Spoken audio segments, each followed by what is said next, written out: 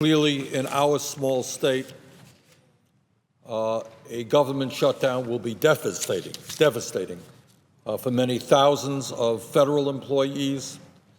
If a shutdown continues, it will be devastating for families who have kids in Head Start. If a shutdown continues, it will be devastating for seniors who are on the Meals on Wheels program, for pregnant women and young mothers and their kids who are on the WIC program. This is going to hit Vermont hard, and it's going to hit America hard. And this is something that should not be taking place.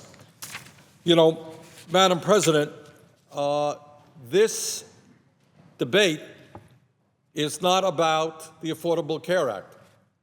That is something that should be debated. I think it can be improved. What this debate is about is blackmail and hostage-taking.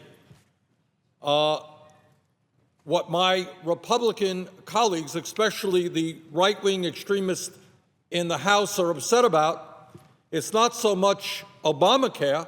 What they are upset about is they lost the election in November. President Obama won by some 5 million votes. They lost seats. The Republicans lost seats in the Senate. They lost some seats in the House.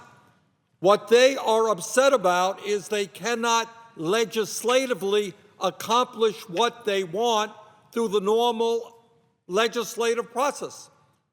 What legislation is about is the House passes a bill, Senate passes a bill, they get together, work on something, compromise, President signs it. They don't have the support to do that. So what they have now concluded is that the only way they can go forward is to say, if we don't get our way, if we don't shut down the United States government and kill Obamacare or delay Obamacare, why, that's the only game in town. That's all that we're going to do. We can't do it the normal way. So what they are doing is holding the Congress and the American people hostage, and that is unacceptable.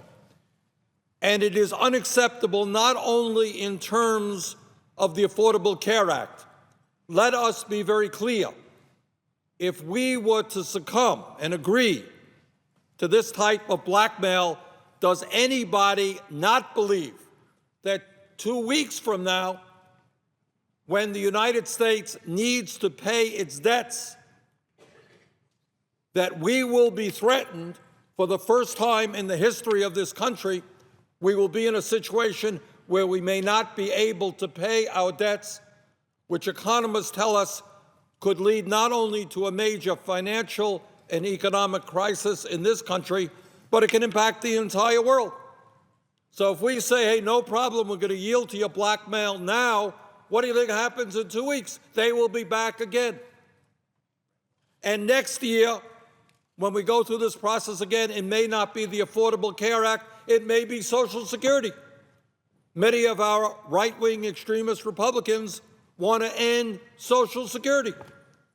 If we go through this process and submit to this blackmail now, I certainly will not be surprised if a year from now, this same group of people says, look, you're not going to have a budget unless we end Social Security or we end Medicare as we know it right now. So submitting and allowing blackmail to take place, I think, is very bad public policy.